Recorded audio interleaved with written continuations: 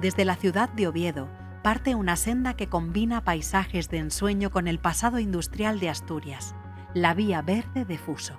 El recorrido recupera el trazado del antiguo ramal ferroviario que unía la capital asturiana con la estación de Fuso. Parte de la histórica línea vasco-asturiana, clave durante décadas para el transporte de carbón, viajeros y mercancías. Hoy es una ruta sencilla y accesible para recorrer a pie o en bicicleta. Con unos 8 kilómetros de longitud, comienza en el Parque de Invierno de Oviedo y se adentra en la naturaleza siguiendo el curso del río Gafo. A lo largo del camino aparecen túneles, un viaducto y puentes centenarios, así como las antiguas estaciones de La Manjoya, hoy Aula de la Naturaleza, y de Fuso, con su icónica planta triangular.